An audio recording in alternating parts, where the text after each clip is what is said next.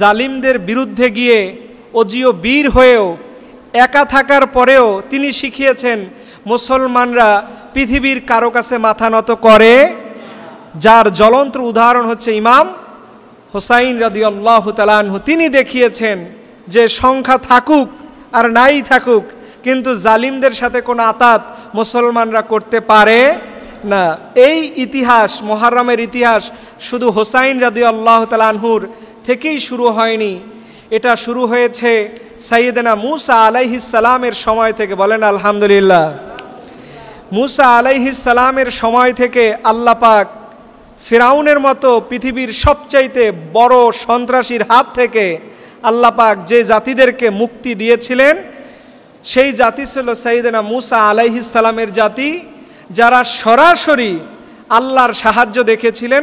4টা মাস হচ্ছে আল্লাহর কাছে নিজের মাস বলে আল্লাহ পাক ঘোষণা দিয়েছেন পুরো বিশ্ববাসীর কাছে, যে গোটা পৃথিবীর মানুষ শোনো, মুহররম মাস এটা শুধু বান্দার জন্য নয়, এই মুহররম মাসের গুরুত্ব আমি আল্লাহর কাছেও অনেক বেশি। বলেন আলহামদুলিল্লাহ। আল্লাহ রাব্বুল আলামিন গোটা পৃথিবীর মানুষকে জানিয়ে দিয়ে বলছে, গোলাম শোনো শোনো, মুহররম মাস আল্লাহ রাব্বুল আলামিনের কাছে এত দামি, এই মাসের এত গুরুত্ব হওয়ার কারণ হলো আল্লাহ রাব্বুল আলামিন আমাদেরকে জানিয়ে দিয়ে বললেন, গোলাম ইন্না ইদ্দাতাশ শুহুরি ইনদাল্লাহি 12 শাহরান ফি কিতাবিল্লাহ। সবাই একটু বলেন আল্লাহু আকবার। রাব্বুল আলামিন আমাদের ডেকে বলছে, গোলাম ইন্না ইদ্দাতাশ শুহুরি ইনদাল্লাহ, আল্লাহর কাছে মাস গণনার দিক থেকে মাসের সংখ্যা হলো 12টা। কয়টা? 12টা মাস দিয়েছেন একজন, তিনি কে? ওই রব্বুল আলামিন আমাদেরকে জানিয়ে দিয়ে বলছেন, গোলাম এই 12টি মাসের মধ্যে 4টা মাস আমি আল্লাহর কাছে সবচাইতে বেশি প্রিয়। তার মধ্যে আল্লাহ বলছেন, ইন ইয়াউমা খালাকাস সামাওয়াতি ওয়াল আরদা মিনহা আরবাতুন হুরুম যালিকা দীনুল কাইয়্যিমাহ। আল্লাহ পাক ডেকে বলছে, গোলাম এই 12টা মাস আজকে থেকে শুরু হয় নাই, এই 12টা মাসের গণনা আমি রব্বুল আলামিন সেই দিন থেকে শুরু করে দিলাম। ইয়াউমা খালাকাস সামাওয়াতি ওয়াল আরদ, যেই দিন আল্লাহ পাক আসমান আর জমিনকে সৃষ্টি করলেন, সেই শুরু লগ্ন থেকে আল্লাহ পাক এই মাস গণনার দিনগুলোকে আমাদের জন্য নির্ধারণ করে দিয়েছে। সুবহানাল্লাহ। তাহলে বোঝা যায় যে মাস গণনার এটা শুরু হয়েছে ইয়াউমা খালাকাস সামাওয়াতি ওয়াল আরদ, যেদিন আসমান আর জমিন এইগুলো সৃষ্টি করেছেন কে? কে গড়েছে আকাশ মাটি অবাক প্রকৃতি, কে গড়েছে আকাশ মাটি অবাক প্রকৃতি, কে গড়েছে ঘুমন্ত রাত মিষ্টি প্রভাতী, কে গড়েছে আকাশ মাটি অবাক প্রকৃতি, কে গড়েছে ঘুমন্ত রাত মিষ্টি প্রভাতী। বিশ্ব নিখিল কোন মহানের ক্ষমতার অধীন, রব্বুল আলামিন আমাদের রব্বুল আলামিন, রব্বুল আলামিন আমাদের রব্বুল আলামিন। আল্লাহ পাক এই আসমান আর জমিন এককভাবে সৃষ্টি একজন, আর তিনি কে? এই আল্লাহ পাক। এই কথাগুলো প্রথমে টেনে আনার কারণ হচ্ছে আল্লাহ পাক বুঝাইতে চান ওই যে 4টা মাসের গুরুত্ব সবচাইতে বেশি আল্লাহর কাছে, এর মধ্যে একটা মাসের নাম হচ্ছে মুহররম। কি বলেন না? মুহররম। এই মাসের গুরুত্ব আল্লাহর কাছে কম না বেশি? এই মাস থেকে আমরা 4টা শিক্ষা নিব। কয়টা শিক্ষা? 1 নম্বরের শিক্ষা হচ্ছে তাওহীদের প্রতি অবিচল আস্থা এবং বিশ্বাস। বলেন না, তাওহীদের প্রতি যে বান্দারা বিশ্বাস আস্থা অবলম্বন করতে পারে, সেই জাতিকে পৃথিবীর কোনো শক্তি দমাইয়া রাখতে পারে, যার উদাহরণ সাইয়েদনা মুসা আলাইহিস সালাম। বলেন আল্লাহু আকবার। আল্লাহ পাক ডেকে বলছে, গোলাম যারা তাওহীদের প্রতি বিশ্বাস অবলম্বন করবে, রব্বুল আলামিন তাদেরকে গোটা পৃথিবীর সবচাইতে বড় বড় সন্ত্রাসীদের উপরে আল্লাহ পাক বিজয় দান করবেন। যেমন করে মুহররমের মাসে রব্বুল আলামিন ডেকে বলছে, গোলাম সাইয়েদনা মুসা আলাইহিস সালামের মতো দুর্বল একজন নবীকে, যেই নবীর কোনো অস্ত্র ছিল না, কোনো সেনাবাহিনী ছিল না, যার কোনো লোকবল ছিল না, তারপরেও আল্লাহ পাক ওই দিন মুসা আলাইহিস সালামকে বিজয় দান করেছেন। তিনি কে? আল্লাহ রাব্বুল আলামিন বলছে, কেন বিজয় দান করলাম জানো নাকি?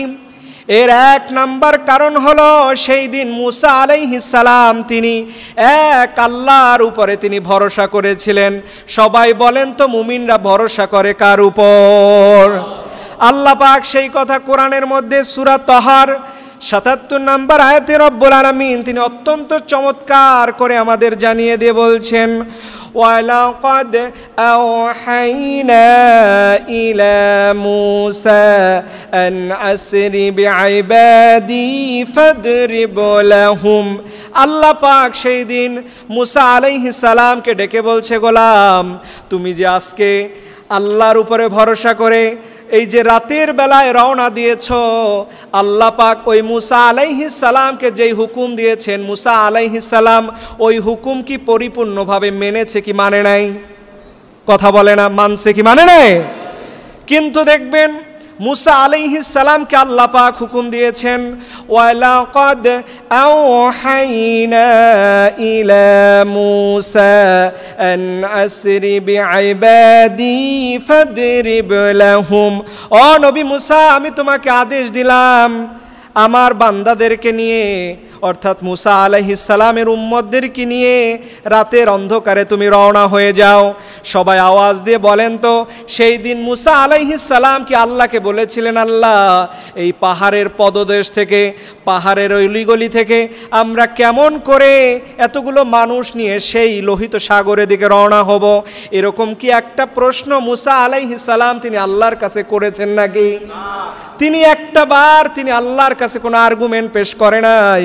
আল্লাহ পাকের নবীরা শিখিয়েছেন আল্লাহর হুকুম যেমন করে আসবে মুমিনরা তেমন করে আল্লাহর হুকুম বাস্তবায়ন করবে। বলেন ঠিক কিনা? আল্লাহ রাব্বুল আলামিন এরপরে তিনি জানিয়ে দিয়ে বললেন, নবী মুসা তোমাকে যে রাতের অন্ধকারে ঘর থেকে বের করে দিলাম, তোমার সাথে অল্প কিছু মানুষদেরকে নিয়ে রওনা হওয়ার পারমিশন আমি আল্লাহ দিলাম। তবে আল্লাহ কি মুসা আলাইহিস সালামের সাথে আছে না নাই? আল্লাহ পাক ডেকে বলছে, গোলাম তরিকং ফিল বাহরি ইয়াবসাল্লা তাখাফু দারাকাও ওয়ালা তাখশা। ও নবী মুসা, তোমাকে আমি লোহিত সাগরের প্রান্তে পাঠিয়ে দিলাম, আর তোমার হাতে যে একটা লাঠি ছিল এই লাঠি দিয়ে আঘাত করার কথা বলেছেন তিনি কে? আল্লাহ পাক রব্বুল আলামিন বলেছেন, মুসা তরিকং ফিল বাহার। অনেক মানুষ মনে করে এইটা মনে হয় নীল নদী, এটা নদী না, এটা সাগর। ঘোষণাকার তরিকং ফিল বাহার, বাহার মানে সমুদ্র। সমুদ্রের মধ্যে আল্লাহ পাক ওই নবী মুসার একটা মোজেজা ছিল, ওনার হাতে সব সময় একটা লাঠি থাকতো। আর আল্লাহ পাক ঘোষণা দিয়েছে, নবী মুসা ওই যে লাঠি, এই লাঠি আজকে লাঠি থাকবে না, এইটা আল্লাহর কুদরতের নিদর্শন প্রমাণ করবে। আল্লাহু আকবার।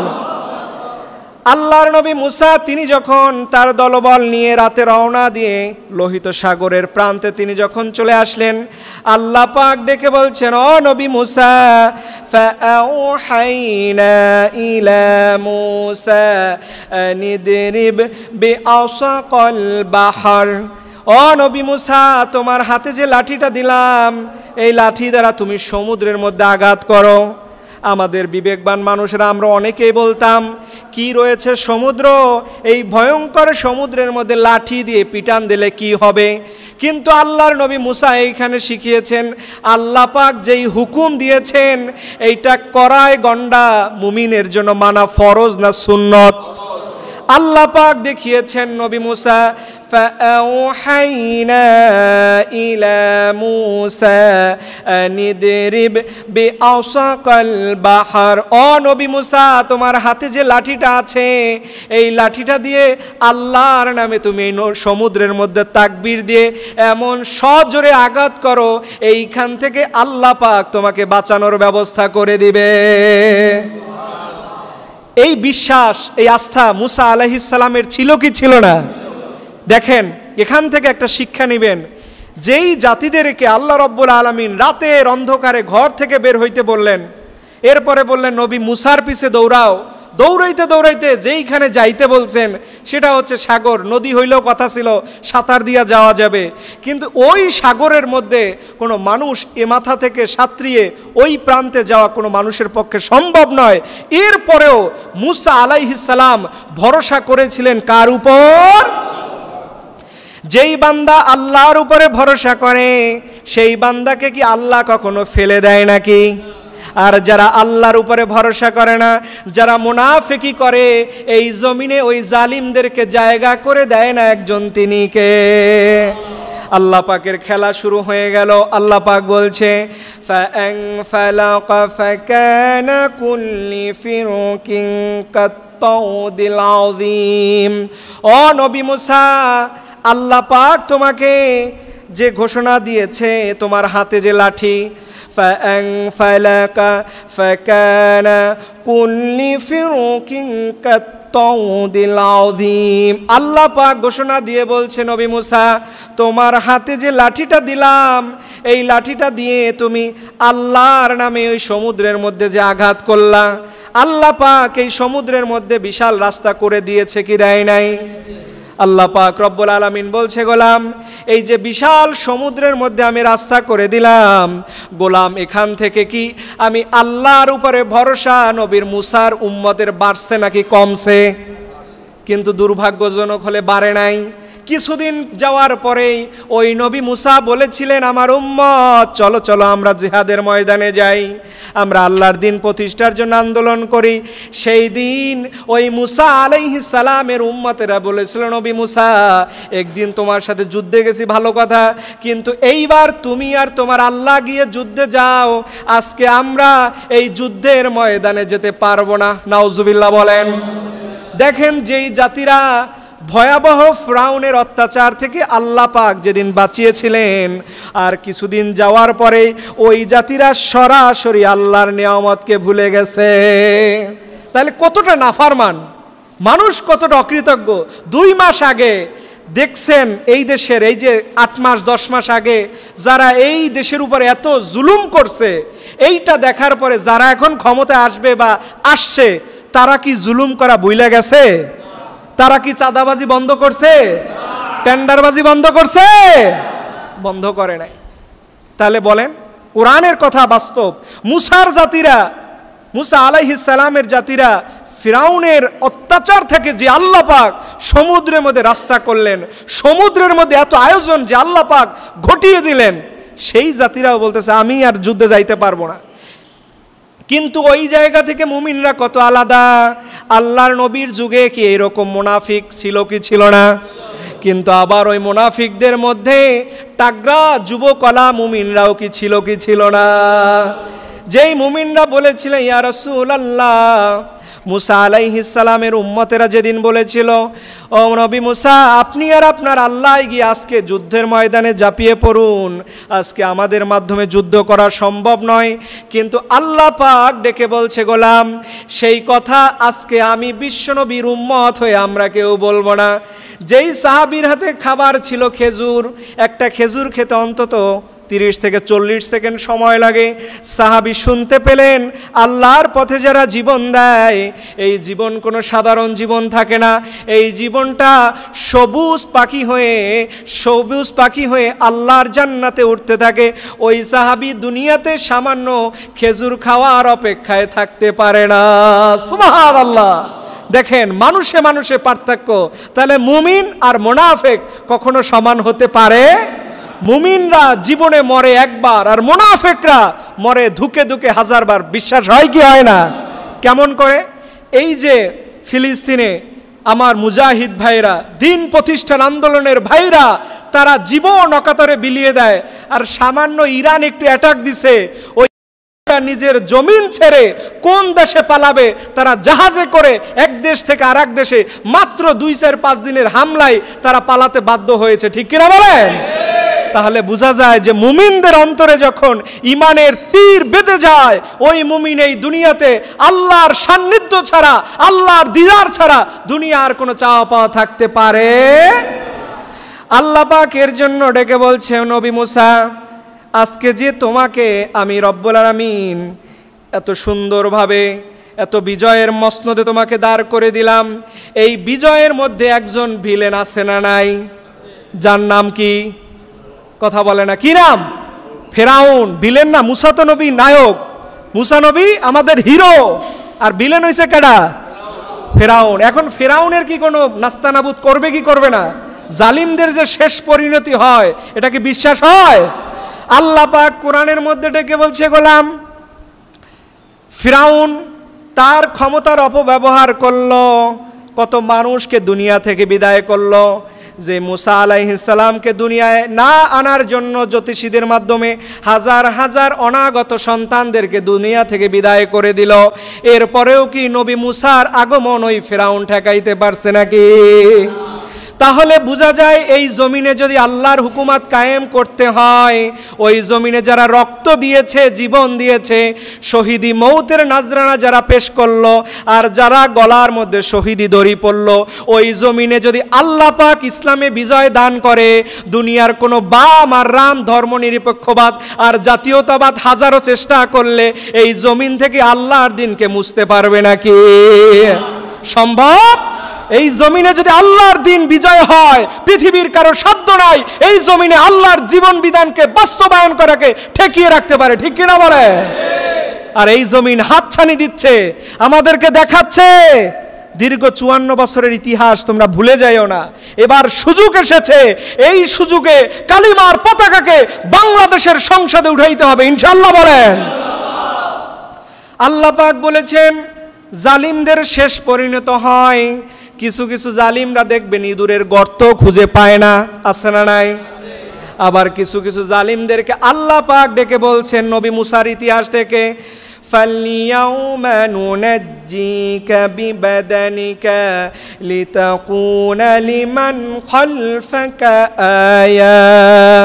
আল্লাহ পাক এইখানে অত্যন্ত সুন্দর করে আমাদের জানিয়ে দিয়ে বলছে, গোলাম, তোমাকে হায়াত দিয়েছি আমি, তোমাকে ক্ষমতা দিয়েছি আমি, তোমাকে সব কিছু দেওয়ার পরে তুমি কেমন করে আমার বান্দাদের উপরে জুলুম করো।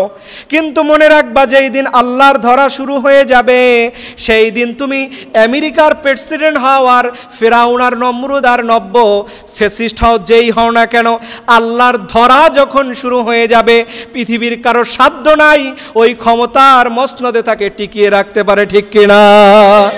আল্লাহ পাক বলছেন, ও নবী মুসা, দেখো কেমন করে তোমার শত্রু ফিরাউনকে আমি আল্লাহ পাক গোটা পৃথিবীর জন্য আমি নিদর্শন করে রেখে দিলাম।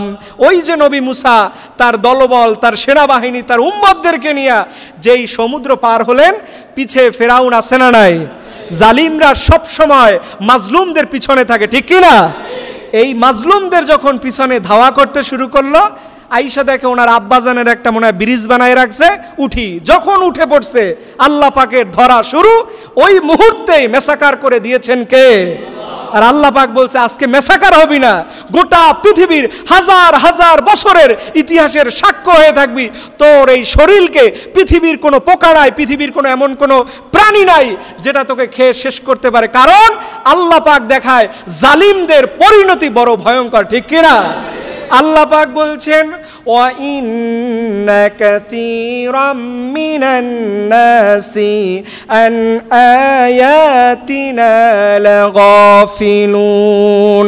আল্লাহ পাক বলছে, গোলাম, তোকে ক্ষমতা দিয়েছিলাম, তোর সাথেও আমার একটা সম্পর্ক ছিল, কিন্তু রাজনৈতিক পাওয়ার পাওয়ার পরে, ক্ষমতা আসার পরে তুই যে জালিম হয়ে গেছো, ফিরাউন হয়েছো, এই ফিরাউনের ইতিহাস আমি আল্লাহ পাক গোটা পৃথিবীর গাফেলদের জন্য অনুসরণ বানায়া রেখে দিলাম। আল্লাহু আকবার। গাফেলদের জন্য। এখন বলেন, আমাদের দেশে সেরকম গাফেল শ্রেণীর মানুষ আছে না নাই? কি পরিমাণে আছে দেখেন। চাঁদাবাজি, টেন্ডারবাজি, সমাজের এমন কোনো অপরাধ যে নাই যেটা গত 16 বছরে হয়েছিল সেইগুলো মনে হয় এখন আর আল্লাহর গোলামেরা করে না। হ্যাঁ, সেদিনকার রিপোর্টে দেখলাম, গত জুমায় বলছিলাম যে 17 বছর, মনে করেন একটা বিশাল সমুদ্রের বালু খাইতে লাগছে 17 বছর, আর 10 মাসে সেই বালু খাইয়া ফেলছে একটা দলের বিশেষ নেতারা। তাহলে এই যদি হয়, আল্লাহ পাকের জন্য বলছে ওয়া ইন্না কাসীরাম মিনান নাস আন আয়াতিনা লা গাফিলুন, এই আয়াতগুলো, এই নিদর্শনগুলো গাফেলদের জন্য আল্লাহ পাকের একটা কি উদাহরণ। সেই দিন যেন এই গাফেল মানুষগুলো না বলতে পারে, আল্লাহ আমরা তো স্বৈরাচার হয়েছিলাম, আপনি যে আমাদের জন্য কিছু কথা কোরআনে রাখছেন এটা তো জানতাম না। কিন্তু আল্লাহ পাক বলছে আনিল গাফিলুন, যারা গাফেল, যারা আল্লাহর ব্যাপারে পথভ্রষ্ট হয়ে যায়, তাদের জন্য ফিরাউনের শিক্ষা দরকার আছে না নাই? ফিরাউন কত বড় ফিরাউন ছিল কেউ তো কল্পনাই করে নাই, অথচ ওই আল্লাহ পাক মুহূর্তের মধ্যে 17 বছরের ফিরাউনকেও এই জমিন থেকে তাড়িয়ে দিয়েছেন কে? আবারও যদি কেউ নব্য ফিরাউনের ভূমিকায় আসে, সেই ফিরাউনকেও বিদায় করবেন কে? দুনিয়াতে কোনো ফিরাউন টিকে থাকে নাই, টিকে থেকেছে মাজলুমরা, টিকে থেকেছে আল্লাহ প্রেমী, দিন প্রেমী, কোরআন প্রেমী মুজাহিদরা। ঠিক কিনা বলে? তাহলে বোঝা যায় টিকবে না এই জমিনে, ঠিকই মুসলমানরা টিকবে, হামাসরা টিকবে, ফিলিস্তিন টিকবে। ঠিক কিনা বলে? এই বাংলার জমিন থেকে তাওহীদপন্থীরা টিকবে, যাদেরকে মিথ্যা অপরাধ দিয়ে, যুদ্ধ অপরাধের ট্যাগ দিয়ে যাদেরকে দুনিয়া থেকে বিদায় করা হয়েছে, ওরাই এই বাংলাদেশের আগামী নেতৃত্বে আসবে ইনশাআল্লাহ। বলেন এই কথা আমার না আল্লাহর? কার বলেন? আল্লাহ পাক এই কথাগুলো বলতেছে কি আলোকে বলেন? আজকের সাবজেক্ট কি? মুহররম। কি বলেন না? মুহররম। এটা শুধু ওই যে কপালে আর গায়ের ভিতরে কাটাকাটি, এটা ইসলাম না, এটা ইসলামের স্বীকৃত কোনো বিষয় না, যদিও একটা গোষ্ঠী করে, কিন্তু এটা ঠিক না। ইমাম হুসাইন রাদিয়াল্লাহু তাআলা আনহু শহীদ হয়েছেন, এটা আমাদের জীবনের হারানো না, এটা গৌরবের, এটা গৌরবের। এটাই আসতেছে। ইমাম হুসাইন রাদিয়াল্লাহু তাআলা এমনি এমনি শহীদ হন নাই, তার অন্তরের মধ্যে, তার রুহানিয়াতের মধ্যে বিশ্বনবীর রক্ত ছিল কি ছিল না? এই রক্ত কখনো কোনো জালিমদের সাথে আপোষ নয়, জালিমদের দাঁত ভেঙে দিয়ে ওই জমিনে আল্লাহর হুকুমত কায়েম করাই ইমাম হুসাইনের শিক্ষা। ঠিক কিনা বলেন? আজকেও যারা হুসাইনি শিক্ষার অগ্রগতি বুকে ধারণ করবে, তাদেরকেও আল্লাহ পাক এই বিজয় দান করবেন। ঠিক কিনা বলেন? এখন মুসা আলাইহিস সালাম, এই যে মুসা আলাইহিস সালাম এবং ফিরাউন, এই যে দুইটা পার্ট গেল, এবং এই পার্টের মূল বিজয়টা হয়েছে কখন? মুহররমের দিন। কখন বলেন? এই যে ফিরাউনের অত্যাচার থেকে আল্লাহ পাক নবী মুসাকে মুক্তি দিয়েছেন, সেই দিনটার নাম কি? মুহররম। আবার ইমাম হুসাইন রাদিয়াল্লাহু তাআলা আনহু যেদিন শাহাদাত বরণ করেছেন, সেই দিনটার নাম কি? তাহলে মুহররম বিষয়টা মোটামুটি ক্লিয়ার হয়েছে না? তাহলে দেখেন মুসা আলাইহিস সালাম কি একটা অবস্থা, সবচাইতে পরাশক্তি, যাকে মেরে ফেলার জন্য সর্বোচ্চ তারা প্রস্তুতি গ্রহণ করছে, নবী মুসাকে আর বাঁচাইয়ে রাখবে না, আজকের রাতেই তাকে শেষ করবে। আল্লাহ পাক নবীকে ঘোষণা দিল, নবী এই মুহূর্তে আপনি বাড়ি থাকবেন না, রাতের অন্ধকার, জঙ্গল থাকুক, পাহাড় থাকুক, পর্বত থাকুক, আপনি বের হয়ে যান। যাবেন কোথায়? মনে করেন এই সন্ধ্যা নদী, এদের নদী না, এটা লোহিত সাগর। আল্লাহর কাছে কি নবী মুসা একবারের জন্য বলছেন যে আপনি যেখানে পাঠান ওইখানে গিয়ে পরবর্তী জামু কই? ওখানে তো লঞ্চও নাই, জাহাজও নাই, নৌকাও নাই। উনি কোনো প্রশ্ন করেছিলেন? এটা বুঝাই কি? আল্লাহর উপরে পূর্ণ ভরসা। সুবহানাল্লাহ বলবেন না? এই আলোচনার মূল থিম হচ্ছে দুইটা, এক হচ্ছে তাওহীদ, আল্লাহর উপরে বিশ্বাস, আর একটা হচ্ছে আল্লাহর উপরে পূর্ণ ভরসা। এই পূর্ণ ভরসা মুসা আলাইহিস সালামের মধ্যে কম ছিল না বেশি ছিল? সম্পূর্ণটুকুই ছিল। আর যার কারণে আল্লাহ পাক লোহিত সাগরের মধ্যে আল্লাহ পাক তার জন্য ব্রিজের ব্যবস্থা করেছেন, তার জন্য রাস্তার ব্যবস্থা করেছেন কে? ওই আল্লাহ। আমাদের এই মুসা আলাইহিস সালাম থেকে আমরা দুইটা শিক্ষা পাই, একটা হচ্ছে তাওহীদ, অর্থাৎ আল্লাহর উপরে আস্থা এবং বিশ্বাস, এবং আল্লাহর উপরে পূর্ণ ভরসা। মানে দুনিয়াতে কেউ আপনার সাথে যদি নাও থাকে, আছেন একজন, তিনি কে? বাংলাদেশে যারাই ক্ষমতা আসে, দিল্লির কাছে অঘোষিত বাংলাদেশ বিক্রি করেই তারা ক্ষমতা দখল করতে চায়। ঠিক কিনা? এই বাংলাদেশকে আমরা দিল্লির কাছে দ্বিতীয়বার বিক্রি হতে দিব না ইনশাআল্লাহ। বলেন যারা আল্লাহর দেয়া জীবন বিধান অনুযায়ী যারা আইনকে বাস্তবায়ন করে না, এরা কি? জোরে বলেন, এরা কি? কাফের। এখন বলেন, বাংলাদেশে যারা ক্ষমতা এত বছর আসছে, আগামীতেও যদি এইরকম কাফের শ্রেণীর মানুষ আছে, তারা কি আল্লাহর হুকুম অনুযায়ী, তাদের জীবন বিধান অনুযায়ী তারা কি বাংলাদেশে কোনো আইন করবে? গত 54 বছরে এই জাতিরা কাফের, ফাসেক আর জালিমদের কি পেয়েছে কি পায় নাই? এর মূল কারণ হচ্ছে, দায়ী হচ্ছে আমরা। কারণ এই কাফের, ফাসেক আর এই জালিমদেরকে ভোটের মাধ্যমে আমরাই ক্ষমতায় আনি, ঠিক কিনা?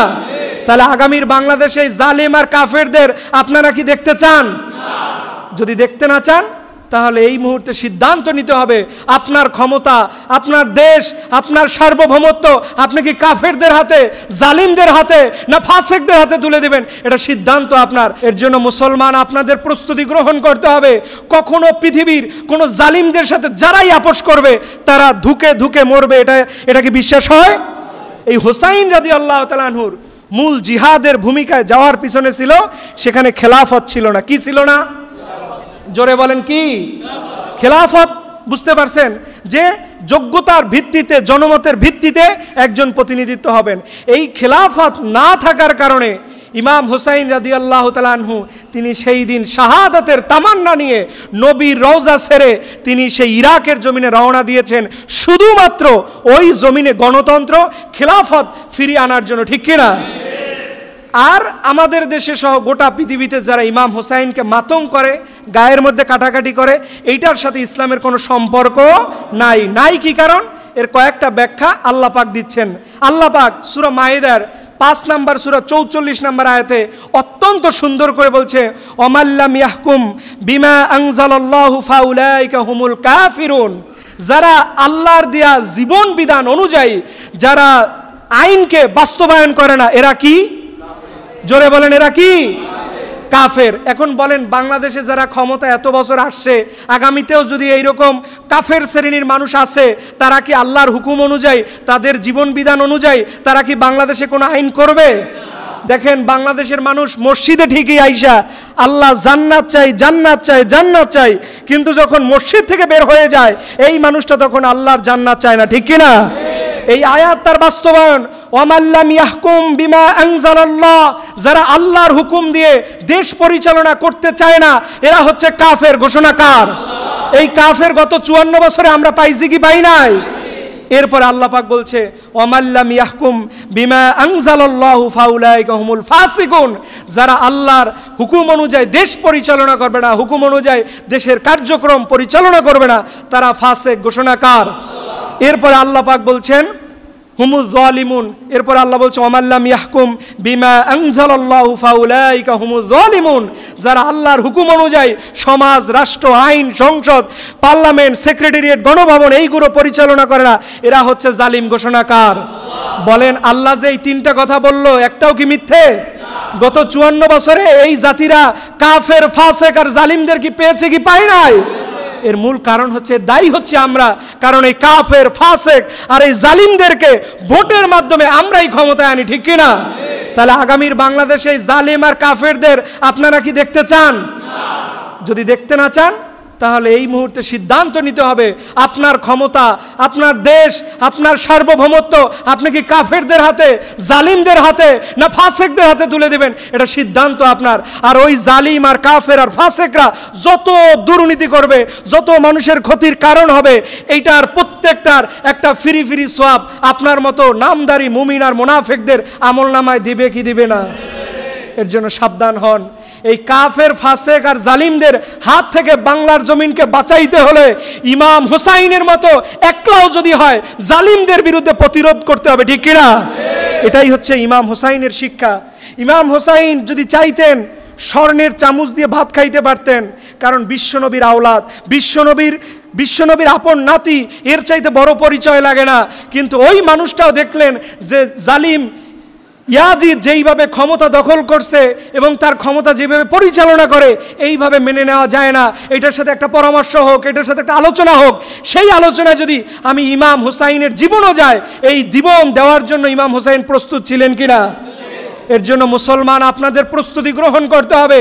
কখনো পৃথিবীর কোন জালিমদের সাথে যারাই আপোষ করবে তারা ধুকে ধুকে মরবে, এটা কি বিশ্বাস হয়? দেখেন, আজকে ইরান যদি জালিমদের সাথে আতাত করতো, তাহলে আমরা মনে করতাম যেন কত বড় ক্ষমতার পাওয়ার হয়ে গেছে, এজেন্টরা মনে কত বড় শক্তিশালী হয়ে গেছে। কিন্তু ইরান এক মুহূর্তের জন্য জালিমদের সাথে কখনো আতাত করছে? তারা বলছে জীবন যাবে, তবে ইরানের এই ভূখণ্ড কোনো জালিমদের হাতে তুলে দেওয়া যাবে না, ঠিক কিনা?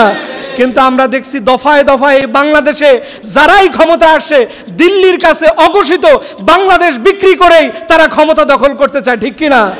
এই বাংলাদেশকে আমরা দিল্লির কাছে দ্বিতীয়বার বিক্রি হতে দিব না, ইনশাল্লাহ বলেন। ইমাম হুসাইনকে যদি ভালোবাসেন, নবীর সুপারিশ যদি চান, তাহলে আপনার অন্তরে ইমাম হুসাইনের শহীদি তামান্না, শহীদি ইচ্ছা এইটা যদি না থাকে, আপনি মুমিন হতে পারবেন? তাহলে আজকের যে আলোচনা আমাদের শিখায়, আপনারা কি মোটামুটি বুঝতে পেরেছেন? এখান থেকে মূল বিশ্বাস এবং হুসাইন রাদিয়াল্লাহু তাআলা আনহু যে শিক্ষাগুলো, এর মধ্যে 1 নাম্বার শিক্ষা হচ্ছে, আমি প্রথমে বলেছিলাম মুসা আলাইহিস সালামের 2টা শিক্ষা মুহররম কেন্দ্রিক, এবং হুসাইন রাদিয়াল্লাহু তাআলা আনহুর 2টা শিক্ষা। এই টোটাল শিক্ষা হলো কয়টা? হুসাইন রাদিয়াল্লাহু তাআলা আনহুর শিক্ষা হচ্ছে ত্যাগ এবং কোরবানি। ভোগে বিশ্বাসী ছিলেন? কথা বলেন, হুসাইন কি ভোগে বিশ্বাসী ছিলেন? তিনি কি ক্ষমতার ওই যতটুকু পাইছে অতটুকু নিয়ে সন্তুষ্ট ছিলেন? তিনি চিন্তা করেছেন গোটা উম্মার কি হবে, কারণ জালিমরা যদি এইভাবে স্বতন্ত্রভাবে রাজতন্ত্র প্রতিষ্ঠা করে, সেই জমিন থেকে কখনো কোরআনের কথা বের হবে না। আর এই জালিমদেরকে প্রতিহত করার জন্য ইমাম হুসাইনের 1 নাম্বার শিক্ষা হলো তিনি ত্যাগ করেছেন, কোরবানি করতে প্রস্তুত ছিলেন, ঠিক কিনা বলেন? 2 নাম্বার হলো হুসাইন রাদিয়াল্লাহু তাআলা আনহু কোনো অন্যায়কারীকে প্রশ্রয় দেয় নাই। আল্লাহু আকবার বলেন। তিনি জালিমদের বিরুদ্ধে তার দলবল নাই, লোকজন নাই, কিছু নাই, তার ছোট্ট ছোট্ট 2 মাসের অর্থাৎ 6-7 মাসের বাচ্চাকে নিয়ে তিনি জিহাদের ময়দানে উপস্থিত হয়েছেন। আল্লাহু আকবার বলেন। এখান থেকে বোঝা যায় যে মুমিনরা কখনো অন্যায়ের সাথে আপোষ করতে পারে। তাহলে এই 4টা শিক্ষা আমাদের জীবনে দরকার আছে না নাই? ফিরাউন থেকে মুসা আলাইহিস সালাম থেকে আমাদের 1 নাম্বার শিক্ষা ছিল আল্লাহর প্রতি, তাওহীদের প্রতি বিশ্বাস। 2 নাম্বার শিক্ষা ছিল পূর্ণ আল্লাহর উপরে ভরসা। আর হুসাইন রাদিয়াল্লাহু তাআলা আনহুর 1 নাম্বার শিক্ষা ছিল ত্যাগ এবং কোরবানি। আর সর্বশেষ 4 নাম্বার ছিল অন্যায়ের বিরুদ্ধে প্রতিরোধ গড়া। আর অন্যায়ের বিরুদ্ধে প্রতিরোধ গড়তে গিয়ে আপনার যদি জীবন চলে যায়, আপনি কি মন খারাপ করবেন? আপনার কি মনে কোনো কষ্ট থাকবে? কারণ যারা অন্যায়ের বিরুদ্ধে প্রতিবাদ করে মারা যাবে, তারা দুনিয়ার কোনো সাধারণ মউত হয় না, তাদেরকে শহীদি নজরানা দান করবেন তিনি কে? এর জন্য ভাইয়ের আমার, এই 4টা শিক্ষাকে আমাদের জীবনে বাস্তবায়ন করে আমরা যেন আগামীর দিনে গড়তে পারি। আজকে ইরান যদি ইসরায়েলের সাথে আতাত করত, তাহলে আমরা মনে করতাম যেন কত বড় ক্ষমতার পাওয়ার হয়ে গেছে, এই এজেন্টরা মনে কত বড় শক্তিশালী হয়ে গেছে। কিন্তু ইরান এক মুহূর্তের জন্য জালিমদের সাথে কখনো আতাত করছে? তারা বলছে জীবন যাবে, তবে ইরানের এই ভূখণ্ড কোনো জালিমদের হাতে তুলে দেওয়া যাবে না, ঠিক কিনা? এর জন্য মুসলমান আপনাদের প্রস্তুতি গ্রহণ করতে হবে। কখনো পৃথিবীর কোনো জালিমদের সাথে যারাই আপোষ করবে, তারা ধুকে ধুকে মরবে। এটা কি বিশ্বাস হয়? এই যে আজকে আরব বিশ্বগুলো কেন এত দুর্বল, এর মূল পিছনে কারণ হচ্ছে এদের ক্ষমতা যেন টিকে থাকে। মনে করেন সালমান তার দেশে আছে, তার বাপ দাদা 14 গোষ্ঠী আজকে কয়েকশো বছর যাবত তাদের ইতিহাস চলে। এই যে খেলাফত হচ্ছে কি পরীক্ষা নিরীক্ষার মাধ্যমে এবং জনমতের ভিত্তিতে একজন প্রতিনিধি হবেন। কিন্তু এই যে আরব বিশ্বের যে কয়টা দেশ আছে, এইখানে কি এই খেলাফতের সিস্টেমে রাজতন্ত্র কায়েম হচ্ছে? আর হচ্ছে না বিদায়ী তারা দেখবেন তাদের দেশে ঘাঁটি রাখতেছে, তাদের দেশে অমুকরে ভাড়া করে সেনাবাহিনী রাখতেছে। এর মূল কারণ হচ্ছে যিনি সরকারে আছেন তিনি হচ্ছেন দুর্নীতিগ্রস্ত, তিনি তার ক্ষমতালোভী, তার ক্ষমতায় তাকে টিকে থাকতে হবে, এর জন্য ভাড়াটে সেনা তার দরকার, ঠিক কিনা? কিন্তু দেখেন যেই দেশগুলোতে গণতন্ত্র আছে, গণতন্ত্র বলতে খেলাফতের সিস্টেম কিছুটা আছে, ওই দেশগুলো সবচাইতে শক্তিশালী। এটা কি বিশ্বাস হয়? কিভাবে? তুরস্কের দিকে তাকান, সেখানে নির্বাচনের ভিত্তিতে তাদের সর্বোচ্চ নেতাকে নির্বাচন করা হয়। ইরানে ধর্মীয় নেতা একজন হলেও তাদের দেশে নির্বাচন আছে, তাদের দেশে প্রেসিডেন্ট হয়, প্রধানমন্ত্রী হয়, এদেশেও এর জন্য শক্তিশালী অবস্থান আছে। পাকিস্তানেও কম বেশি আছে। তালেবানদের মধ্যেও এই শুরার ভিত্তিতে তারা জনমত তৈরি করে সেখানে তাদের লিডার নির্বাচন করে, মানে একজন বছরকে বছর সারা জীবন থাকে না। দেখেন এই একটা কালচার বাদ দেওয়ার কারণে গোটা পৃথিবীর মধ্যে মুসলমানরা আজকে দুর্বল। ওই নিজের প্রধানমন্ত্রিত্ব রাখতে হবে। আমাদের দেশেও তো একজন দেখছে না 40 সাল পর্যন্ত, কথা বলে না, 40 সাল 44 সাল, কিন্তু আল্লাহ বলে কোনো সাল রাখবো না, টিকে থাকার ক্ষমতা আছে? ইরান দেখিয়েছে গোটা পৃথিবীর জালিমরা কখনো বন্ধু হতে পারে না। আজকে সৌদি আরব, ইরান, যত যে ফাসাদ হচ্ছে, এই ফ্যাসাদের মূল শক্তিটা পাচ্ছে ওই দেশে সঠিক নির্বাচন নাই, সঠিক প্রতিনিধিত্ব নাই। সেটা খেলাফতের দিক থেকে হোক, গণতন্ত্রের দিক থেকে হোক। এই দুইটা খেলাফত এবং গণতন্ত্রের ভিত্তিতে যখন তাদের মুসলিম নেতারা হয় না, ওই বছরকে বছর একজনই ক্ষমতার উচ্চ থাকে, ওই দেশগুলোই দেখবেন সারা পৃথিবীর চোখে তারা নির্যাতিত, নিপীড়িত, ঠিক কিনা? আর দেখেন কি কারণ, কিন্তু যত যাই বলেন তাদের দেশে ডেমোক্রেসি, গণতন্ত্র অনেক দেশের চাইতে ভালো, রাশিয়ার চাইতে ভালো, চায়নার চাইতে ভালো, উত্তর কোরিয়ার চাইতে ভালো। এই দেশগুলো, যদিও উত্তর কোরিয়া, রাশিয়া, চীন, এই দেশগুলোর প্রধানমন্ত্রী হয়েও লাভ আছে, তারা দেশকে উন্নতি করে। আর কিছু কিছু জায়গায় এমন মাফিয়া তৈরি হয় যারা দেশের জনগণ করে, ঠিক কিনা? আয়াতুল্লাহ আল খামিনি গোটা বিশ্বের এখন মুসলিম হিরো, যাকে সবচাইতে বড় সম্রাট বলা হয়। দেখেন এই ওনাকে মারার আগে বড় বড় সকল জেনারেলদেরকে মারা হয়েছে, বড় বড় অফিসারদের মারা হয়েছে, ইভেন ওনাদের প্রেসিডেন্টকে তো গত বছর মারা হয়েছে, সর্বোচ্চ নিরাপত্তা, কিন্তু বেঁচে থাকতে পারছেন? টেকনোলজি সম্পর্কে একটু বলি। এটা আমি গতকালকে দেখলাম, এই যে ইরানে যতগুলো গুপ্ত হত্যা হয়েছে, যতগুলো মার্ডার হয়েছে, এটার মূল পিছনে ওই দেশে কিছু গোয়েন্দা এবং গুপ্তচর রয়েছে, যারা এজেন্ট আছে না নাই? এরা কি করছে জানেন? 3 মিলিগ্রাম সম্ভবত বা এর থেকেও কম, যেটা মাইক্রোস্কোপ বা একটা লাইট ছাড়া, আমি ভিডিওর মধ্যে দেখেছি যে সেই লাইটের মাধ্যমে যদি টর্চ লাইটিং করা হয় তখন এই হাতের মধ্যে যে একটা ড্রোন আছে এটা বোঝা যায়, কিন্তু সচক্ষে আপনি দেখতে পারবেন না। এই এজেন্টরা এমন প্রযুক্তি আবিষ্কার করছে, মনে করেন এখান থেকে জানলা দিয়ে ঢুকবে, এই যে আমি আপনাদের সামনে এই যে ক্যামেরা আছে, ক্যামেরাও এটা ধরতে পারবে না, হঠাৎ করে এসে এইখানে মুহূর্তের মধ্যে কি করবে, আমি জায়গায় শেষ। ঠিক এইভাবে করে ইরানের বড় বড়, এবং এর আগে যখন ক্ষমতায় ছিল যে কাসেম ব্রিগেডের যে সবচেয়ে বড় নেতা, ওনার নাম কি, কাসেম সুলাইমানি, তাকে যে ড্রোন হামলা করে মারা হয়েছে, এর মূল পরিকল্পনা ছিল এই মিনি ড্রোন, মানে মাছির মতো দেখতে, এর চাইতেও ছোট, যেটা আপনার একটা প্রযুক্তির লাইট আছে, ওই লাইট ছাড়া এটা দেখা যায় না, এত সূক্ষ্ম, কিন্তু এটার ভোল্টেজ, এটার পাওয়ার যে কত বেশি, বুঝতে পারছেন যে পৃথিবীর কোনো সিসি ক্যামেরা এটা ধরতে পারে না। ঠিক এইরকম উন্নত প্রযুক্তির মাছির চাইতেও ছোট ড্রোন বানিয়ে তারা এই মুসলিম নেতাদেরকে এই কয়েক বছর যাবৎ ইরানের বড় বড় নেতাদেরকে শহীদ করছেন। এখন আয়াতুল্লাহ আল খামিনিকেও তারা একই প্ল্যান করেছে কিনা বলেন? বলছে ওরে আমরা জানি, মারি না, আবার বলল ও কোথায় আছে জানি, মারি না, কিন্তু সর্বশেষ বলল, আজকের পত্রিকায় দেখলাম যে আয়াতুল্লাহ আল খামিনিকে মারার জন্য তাদের সর্বোচ্চ প্ল্যান ছিল, কিন্তু বাঁচিয়ে দিয়েছেন কে? তাদের কোনো হদিস পাওয়া যায় না। ওই যে আয়াতুল্লাহ আল খামিনি, তার পরবর্তী 3 জন খামিনি নিযুক্ত করলেন এবং তার ক্ষমতা তাদের দেশের সেনাবাহিনীর হাতে হস্তক্ষেপ দিয়ে তার পরবর্তীতে তিনি যে একটা আশ্রয় নিয়েছেন, ওই জায়গার তারা কোনো খোঁজ খবর পায় নাই এবং ওখানে এজেন্টরা কোনো কাজ করতে পারে নাই। আর আল্লাহ পাক বিশেষ দয়ার মাধ্যমে আয়াতুল্লাহ আল খামিনিকে বাঁচিয়ে দিয়েছেন। আল্লাহু আকবার বলেন। তাহলে এখান থেকে শিক্ষা কি? যে আল্লাহ যদি কাউকে বাঁচায়, পৃথিবীর কেউ কাউকে মারতে পারে? অথচ ওই দেশের সেনাবাহিনীর প্রধানকে মারলো, পুলিশ প্রধানরে মারলো, দেশের প্রেসিডেন্টরে মারলো, কিন্তু এই বুড়া মানুষটারে খুঁজে পাইল না। বাঁচাইছেন কে? তাহলে আল্লাহর উপরে যদি কোনো বান্দা সর্বোচ্চ ভরসাশীল হতে পারে, ওই জমিনে বিজয় দান করবেন কে?